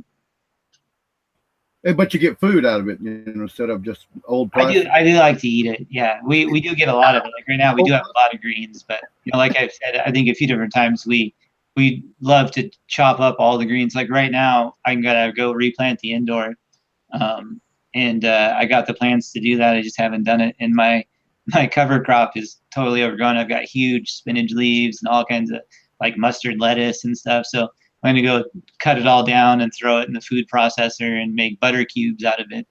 and just freeze it. And that's how we store the greens and start a new round. Right. So what do you use when you use that cook? You just cut off a piece of it and throw it in a pot, and then Yeah. So we put butter and so we food process all the greens together, so it's like a paste. We mix it with melted butter and then put it in ice cube trays. Then you put it in the freezer and freeze it into cubes. And then when you're cooking, you just throw in a butter and greens, and you can cook it along with just about anything. Chicken. Put it in rice. If you have a rice maker, it's really good to just throw that butter right in with it. Then you have butter and greens, right mixed in with your rice. Cooks all at the same time. Works really well. Cool. That's a little tip for all you. That's a cool little. I was just that's inspiring. Like that would be a cool rabbit trail to go down someday. Food storage techniques. That's a cool one. Thank you for sharing. Yeah. Yeah. So with all your microgreens, Josh. A question in chat. Indica Dogo asks, "What's the best way to separate the layers in a lab serum?" You want to go over what you use? The best way? I mean, I don't know about the best way, but I guess you can go a couple of different routes. Like a bokashi bucket works really well. Anything that's got a drain on the bottom, in a way to take the curd off the top without disrupting the top layer. So personally, I like to go with something that has a drain on the bottom. You could do like an iced tea jug, although a lot of times they have plastic and it can get pretty acidic and eat the seal. I mean, you can get fermenting jugs, which are pretty nice. Also, they have drains on the bottom, glass versions of them, if you want to spend a little bit of money on it. But I would say probably, like a bokashi bucket or a iced tea jug that's got a good metal valve on the bottom, and would probably be my favorite. But you can really use it like a 5-gallon bucket if you want to. And then in terms of how you want to separate it, you want to drain all the liquid out of the bottom if possible and be able to separate the curd off the top so that you're left with mostly the serum that you want. If you can't do that and you just have like a 5-gallon bucket or whatever you want to use, then I would suggest that you use a turkey baster.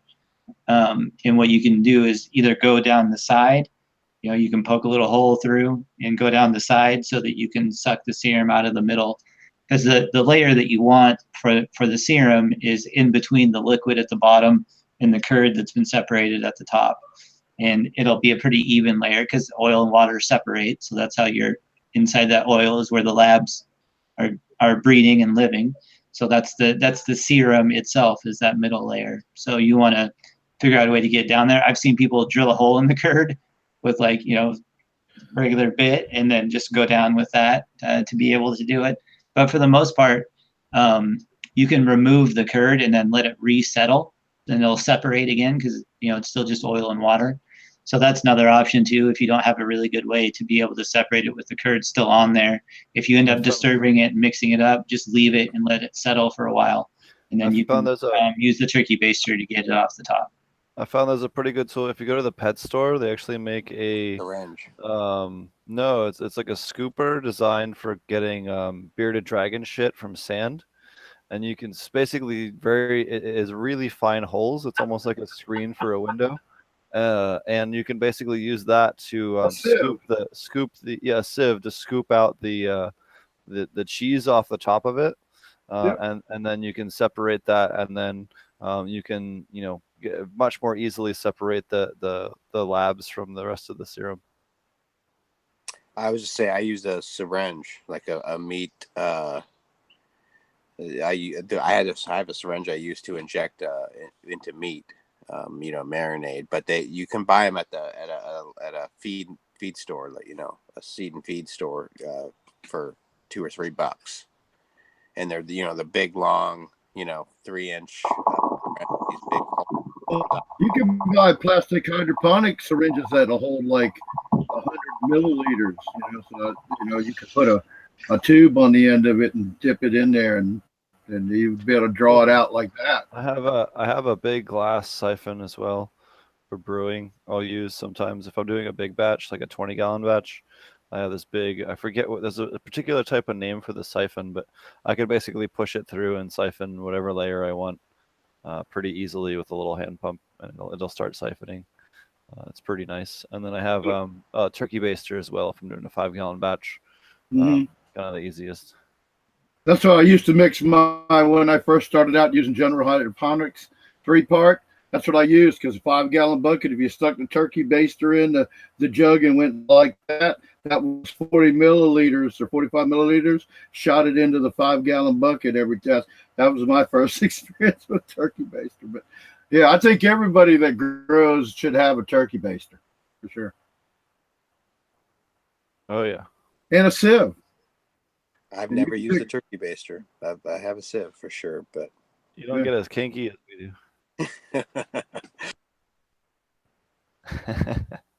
Well, it's a good way if you're mixing a large batch of something and you're adding something liquid, like this doesn't necessarily go with your aquaponics, but in the other, if you're mixing a solution for your conventional methods or a hydroponic situation, turkey baster comes in handy, because it's basically, like a full turkey baster is 45 milliliters, I think, So it gives you it gives you a pretty much a measurement. It's real easy to measure any kind of liquid, anything you would add. Well, maybe you guys would use liquid iron. Well, you don't want a lot of iron with the fish. We know you don't want more than 3 ppm, but stuff like I've that. got to give you shit on that, man. Because then you're mixing stuff unless you rinse it off real well, right? You're sticking this thing in there versus pouring off. In terms of sterile. Oh, I use the same baster for every bottle. Each bottle, okay. Yeah, I have a one baster for a bottle, and then you go. So all you do is you go stick it in and you suck it up, and it's got measurement on the side. So instead of trying to measure for small growers, I'm talking about, even I didn't use it as much with my greenhouse. I'm talking about more in my small grow. When I started out, if you're going to be doing several gallons, you can take a turkey baster and stick it in there and pull it out instead of trying to pour into little tablespoons at a time. A turkey. That's what I'm saying. You can take a turkey baster and suck up, Gotcha. Yeah. 1, 2, 3, 4 whatever, how many tablespoons, or exactly the amount you need to mix to make your solution. And that could be even for, in aquaponics. I'm sure you guys have some things that I know some of you do use non-organic products where you might be mixing up a concentrate with water. Well, I think they're such big enough. Yeah, I mean that might be true, but I think they're such larger doses versus that's why I apologize, because I wasn't even thinking about people that are growing in tents, where you're mixing 50 milliliters per whatever. You're welcome to kick me in the butt anytime, man. No, it's my mistake for not being in that mindset. And but with aquaponics, I think in general people are working in larger systems, for the most part. There's some people working some small systems, I guess. Yeah, and then outside I use cups. I use cup measurements outside. So yeah, you're right. Exactly. It's a whole different thing. Cup or I have them mixed up. What'd you say, Steve-O?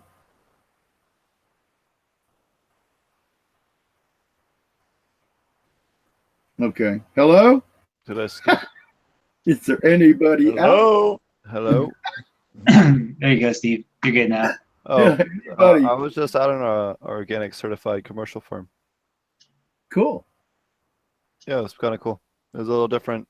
It's not, organic certification is easier than weed. It's less restrictions, less regulations. Speaking of, I'm pretty excited. Washington State is doing what I was actually on the board for this. It's pretty exciting. But Washington State was the first state to do organic certification for produce back in the day, and we're the largest certified organic producers in the country. And that's kind of surprising because California was so big. Is such a big, producer in general. Really? Yeah, but so I learned this because they're doing a cannabis certification, and it's under the Washington State Department of Agriculture's organic program. Yeah. They can't say the word organic on cannabis because it's a federal thing. Oh, but it's pretty exciting. So they're going to roll it out, applications in January. And it's kind of cool because it's going to be a little bit more intense than the national standard in that they're going to take into account inputs, like, all of the inputs, whether it be energy, nutrients, everything that you're doing in your system. So I'm really excited about it. It's not going to be called organic just yet until, and the hope is that it's going to be above the national standard. And so that when we do federally legal, do legalization, which could be within the year, it should be. I mean, I think most of us expect that at this point.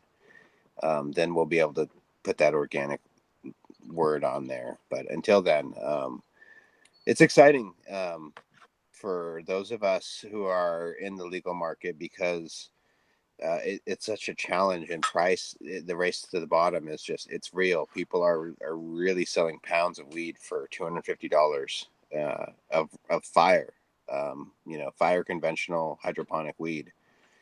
And so to be able to distinguish that it's organic or has a certification, like we were saying earlier, is really awesome. And I'm super excited about it myself, because it's going to be more stringent. And as long as you get the shelf space and the recognition where you actually still get the money, that's the thing. Right. Are you going to get in the end what you plan, what you think you're going to get, or is it going to turn out where you end up having to sell your, you took a lot more care to have organic certification and you still only can get $250 a pound? I think it's going to be a little bit dependent upon the whole thing, because not all organic is the same, and that's why and I tell people, I never got certified organic as a vegetable producer. There was no way in hell I would have done that, because I talked to everybody that I sold my produce to, whether it was a chef usually, or I was at a farmer's market, or it was a CSA, and everybody knew me and got to talk to me and walk through the garden or hear about it. And there was no need to, and I actually started the paperwork, and it was crazy. It took me, I got to like 40 hours in on the paperwork, and I was like, fuck this is dumb. But in the situation here with cannabis and the way that it's rolling out, I will never get to talk to the people that buy my weed. It has to go through these stores, and it has to be packaged in a sealed container, and so I can't even like pop jars and show it to them and like smoke them out, like it's so unnatural. But that organic certification is going to hold a lot more weight to somebody in Seattle, which is an hour and a half away from where I live, 75 miles, that is looking to like distinguish through this whole line of packaged weed, that they can't smell, they can't see, or they can see it a little bit, but they can't smell it, and they can't taste it before they buy it. Yeah. Are you kidding? That's what they're going to do up there to you guys? That's how it is. That's how it's been since the beginning. It has to be packaged out of the processor's facility. So when someone goes to buy it, it's in a sealed package. Wow. So I never realized that, man. So if I can just be the same price point as like some of these companies and offer a better product that is actually certified, I think that a lot of people will choose that naturally. There's enough education in the organic vegetable world that as soon as it's offered, I think it'll kind of, and especially when people start smoking the organic certified, because I truly believe, I think all of us here do, that organic grown produce, organic grown cannabis, it tastes better, has more nutrient density in it. That's something that cannabis is really going to help, in my opinion, showcase that the microbes make the difference in nutrition, and that'll transcend to our food, and not all that, that's why I say not all organics are the same. It's a certification, but so it'll help, but in terms of sales, but in terms of nutrient density, that's another story. But I ramble on. Oh, That's going to be interesting to see how that turns out. So. Yeah, sorry, I just went off there.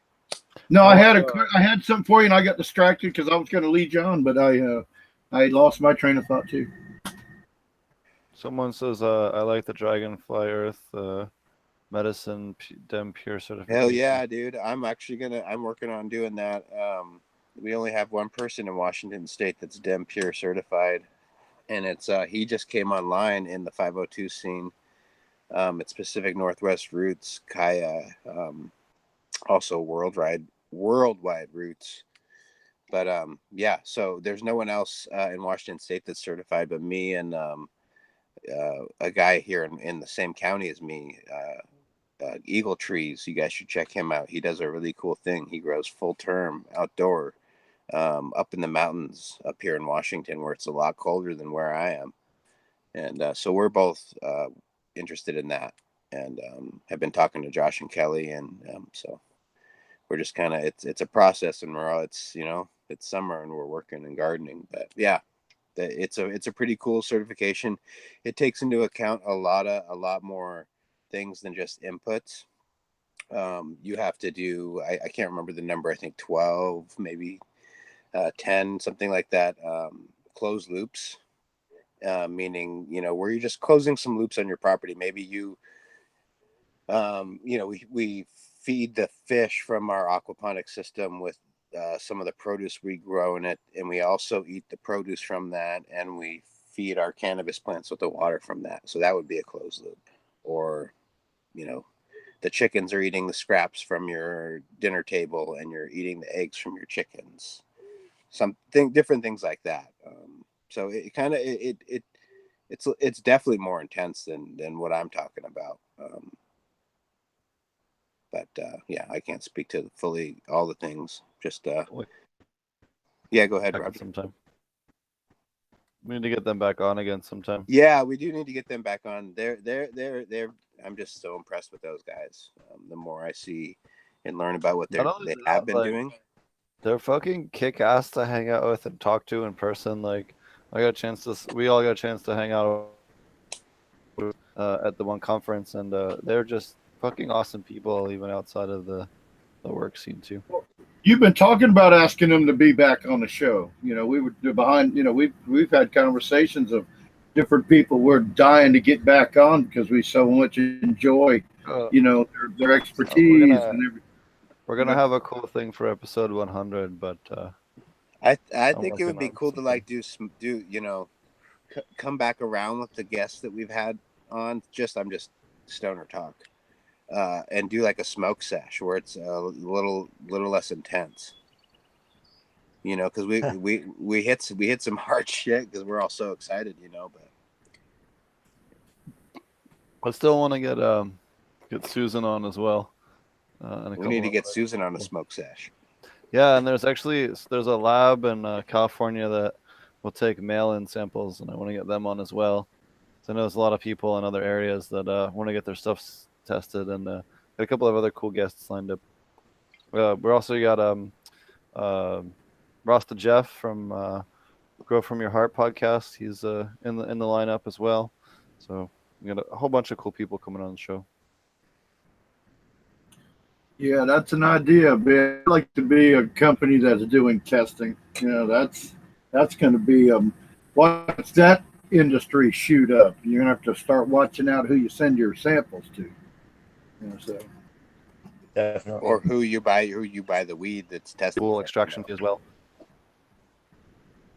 Either way, you can always tune into the Growing with Fishes podcast, and we'll let you know who we, know is legit if we can. Yep. Sorry, I'm having so many technical issues this week. I'm gonna have to switch routers for next week. I have to get going, you guys. Thanks a lot, man. It was really great. I gotta drive up to San Pedro. Yeah, I'll see you tomorrow, Steve. Yeah, we're gonna hang out, so we might have a quick video tomorrow. Excellent. A little quick stream or something, so keep an eye out. Yeah. Thanks a lot. See you guys, Roger. Good night, Mr. Green Jean. Nice. Good night, man. Great talking to you guys. Yep. Yeah. Thanks a lot. Night. Again, I apologize for the lack of video. I'm having so many technical issues tonight. It's driving me nuts. I'm gonna switch routers and see if it doesn't fix it. I But think I'm we not lost gonna do that in Marty. the middle of the show. We lost Marty again, I think, or he might have gone home. Did he say? Yeah, good loss, Marty.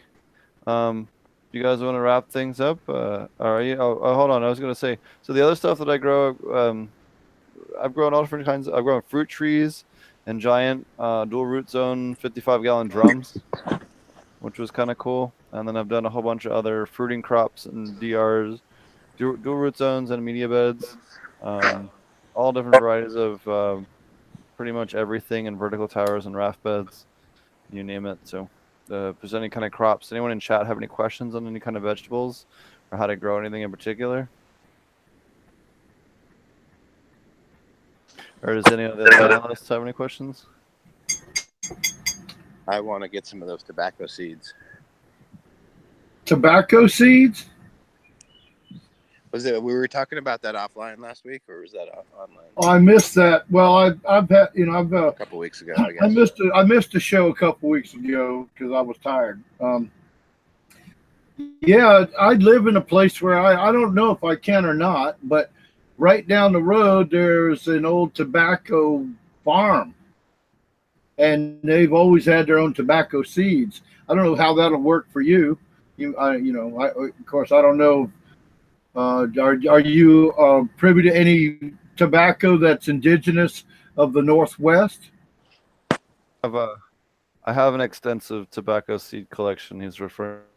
Oh, really? Well, I'd like to talk to you too then. I have some Yeah, really I rare think that'd be tobacco kinda neat. varieties. Yeah. I have shaman's tobacco. I have some Jamaican tobacco that's not been genetically modified or fucked with. All kinds of cool stuff. Yeah, see, that's what I was looking for for friends of mine. I got some friends that still insist on smoking, and I wanted to try to get some kind of tobacco. Called makla leaf in Jamaica. Nakla. Yeah. Makla. That's neat. Now, that's interesting. We're sitting here on who'd have thought we'd be promoting tobacco, A little Anyway. tobacco now and then, especially shaman's tobacco. Shaman's tobacco is a little bit different usage. I can imagine doing any kind of tobacco grown that's organic, like and unfettered from chemical. The original version of tobacco is highly hallucinogenic. That particular variety is almost non-existent anymore, but there's some other derivatives that are out there, but I don't have any of those. Well, it doesn't surprise me because nicotine's the most lethal poison on the planet. So it doesn't surprise me that you could trip off of smoking tobacco. Yeah. That's not why I wanted some tobacco, but now that you bring it up, that sounds interesting. I'm sure we're going to, if anybody's listening to us out there tonight, they're going to probably be interested in that. Yeah, I'd love to eventually do an ethogens and aquaponics and go over how to grow a bunch of different stuff maybe one day. We'll have to talk about that later because, I think that'd be kind of cool to have some tobacco because it's not illegal to grow tobacco. It's not illegal to grow tobacco, right? Yeah. There you go. Oh, what do you got there, Dutch? What you got there, Josh? You're on mute. That's my hand there. These are the seedlings. Damn. Wow. Look at you. They're growing, man.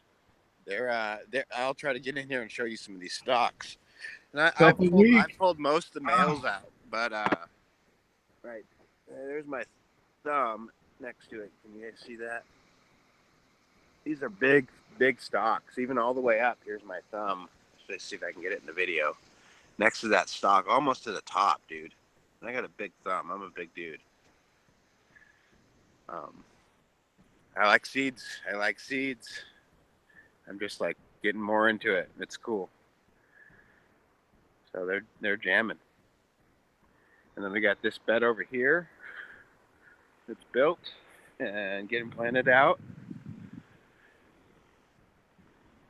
It's 800 square feet right here, 8 by 100. So that's cool.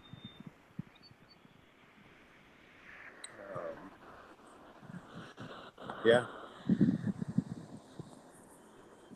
I'm walking around in my bare feet in my garden like a real gangster. But got some of these moms I moved over here. You guys can see all them. I just moved them out a day ago. And then the greenhouse is a full deal. And all these guys are doing real great. These guys are gonna blow up. You know, I'm really stoked. The way they're growing. Finally, I got them out too early. You guys kind of saw that, but they're all jamming all the way down the line. It's hard to see with all the grass and stuff and the clover, but I'm excited. That's a great space. Well, I'll tell you what, that's a great space. Yeah, dude. And actually, we got another bed going on over here. I got a guy working. I think I told you guys he's helping me out, and he's busting ass. And he just started this second or his third bed. Another 800 square feet over here. So hopefully we'll have that done in another week or two. It's another Hugel bed, you know, and we'll get planted with all these Cinex.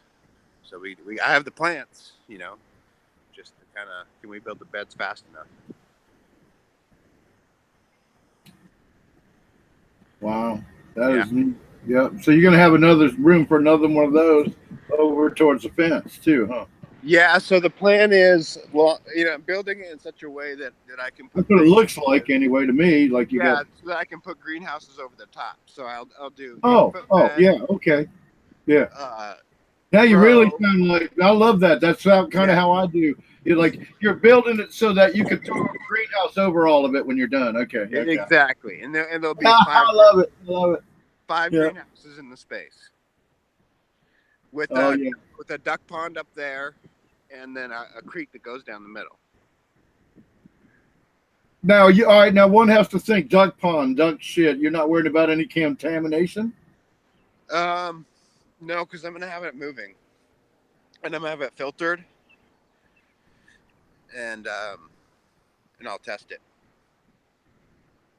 And it's not the things that you'd be concerned about in vegetable production, right? Would be like E. coli, right?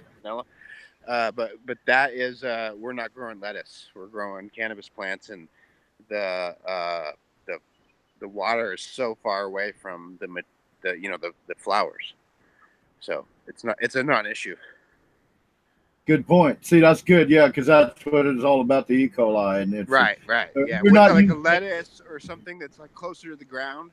But yeah, you know what I mean, running through a drip system down here, and these plants are going to be 8 feet tall. You know,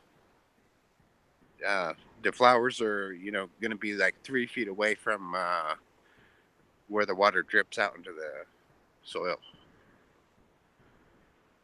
Yeah, and it does happen a lot with you're talking exactly lettuce. That's exactly what. Yeah, because that's the big scare about a decade ago out in California, or wherever it was, where the cows had infiltrated the water ditches, and they had a big E. coli scare with romaine lettuce out there, and damn evil cow spies.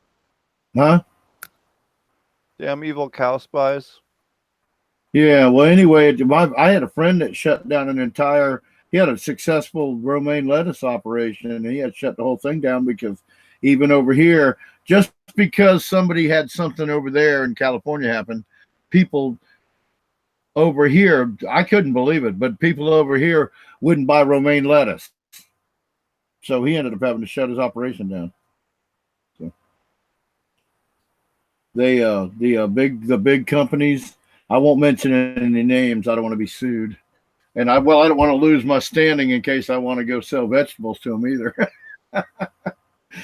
But but they just slashed the price on romaine lettuce to the point where he couldn't continue to run his house. And he had a deep water culture pond in a 30 by 144 foot Columbine tunnel, it closed, with the whole, with a cold wall and the whole 9 yards, and it was an amazing operation. I was sad the day that I went and helped, and we were basically there was in rafts. There was raft growing there, yeah, which all of you guys know. And he lost everything because of that. So it's that's why I asked that. But very good explanation. Sorry, he's like, you shut the pictures off. No, I was moving through, but yeah, and it's not a perfect.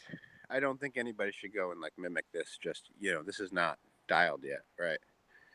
Steve's probably I've been calling Steve and messaging Steve on how I should start to set up my filtration, and this is going to be something that develops over time. That when I actually go to put it all together, there's going to be a 1/4 acre pond below that'll cycle through, and I'll have to get some people that are a lot smarter than me to help me figure out how to manage it.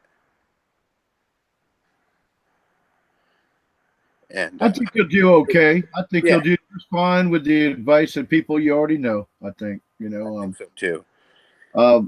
But I like the idea of the 1/4 acre pond. That's about what I want back here. If I end up staying here through what I'm going through, where we're having a property thing with I'm just my life may be in flux pretty soon. I'm sorry, I didn't mean to drag that in the show, but out back behind where I'm sitting, there's a spot that's low that always gathers several inches of water when it rains a lot, and I've always wanted to dig it all out and clear out. I mean, it's already kind of cleared out naturally, and I always wanted to build a pond, and I think it'd be about a 1/4 acre now that you say that, and that's neat. Because you've got, how big is that enclosed space you're in right there? It's an acre, just under an acre. Oh, okay. Well, I've got just over an acre here, and then I've got just over an acre next door. Yeah. But where I'm talking about the pond was like about 2/3 back of 350 feet. So about 250. Well, let me see. Yeah, about 220 to 260 feet. I've got an area where I always wanted to dig a pond, and then when I started, and I always wanted to put fish in it. I always thought about that stuff, and it could be it could come to a realization here in the next few months, but have to have a lot. The real deal is it's got to be some sort of massive hybrid system, is the answer, because you can't, like on a 1/4 acre pond, you could stock it dense enough but you would have to have so much, production going out of that. It'd be crazy. It wouldn't make sense. Feeding it pretty heavy. Yeah, you'd be feeding the fuck out of it. So I think for me, it's a way to like funnel. It's a way to save water off of all my structures and put it in a system that's gonna clean it and have fish in it that I can eat and like goof around with my son and catch and like whatever.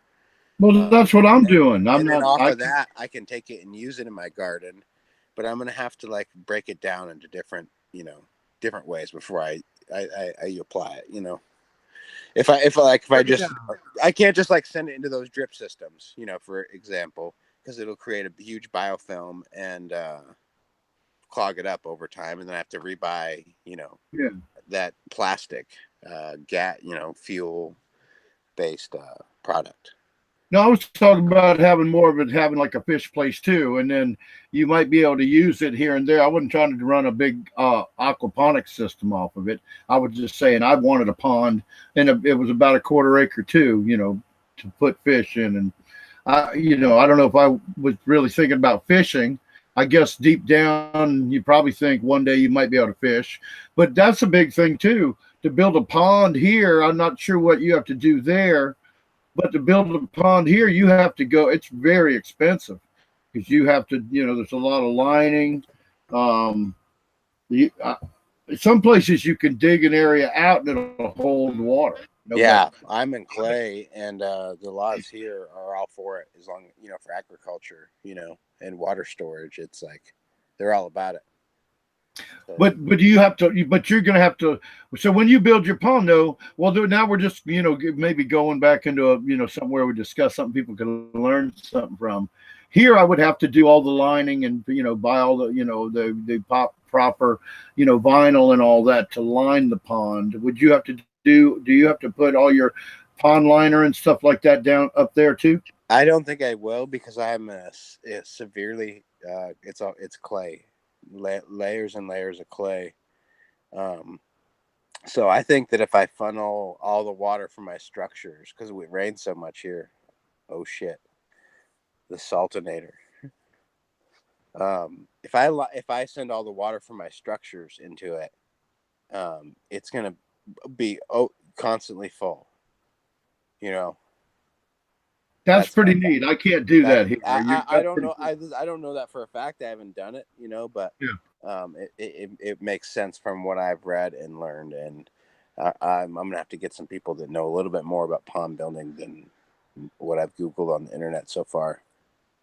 But interesting. So yeah, I think it'll be that simple because we do get so much water. I'm in the northwest. Oh well, we get plenty of water, but I'm in the swamp, and you can't dig a pond and expect it to stay full.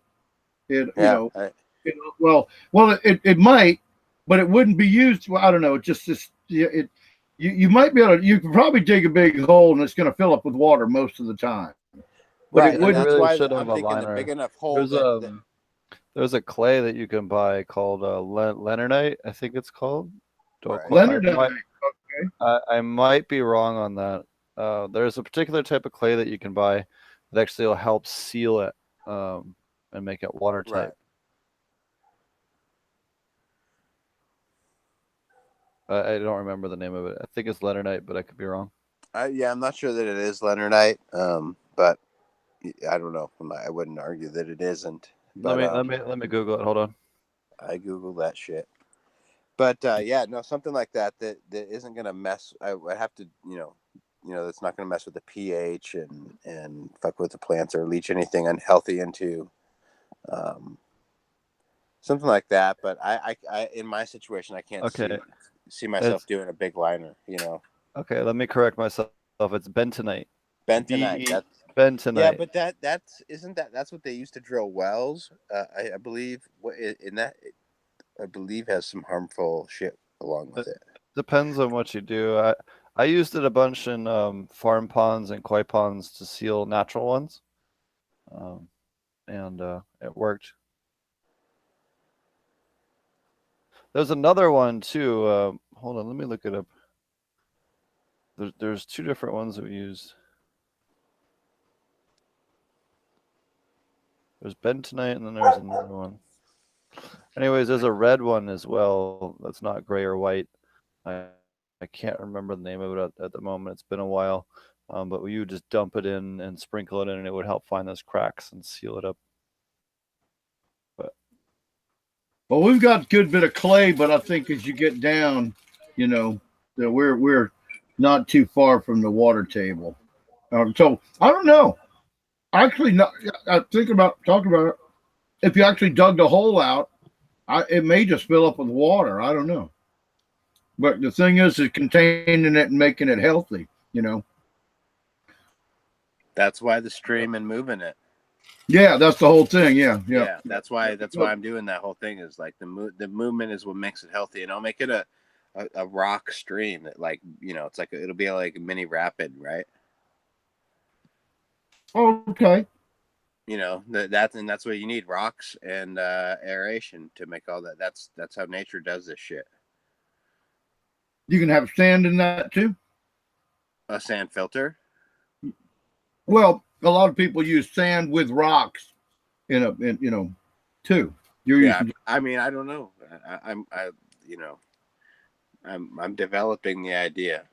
I need some help. I'm saying I'm gonna have to get some people that know a little bit more about this than me. I could do it and go for it, but I'm gonna probably clog it up and make a mess unless I get somebody that like has kind of. There's companies that do this professionally, right? They do koi ponds and aquascapes, I think is what it's called.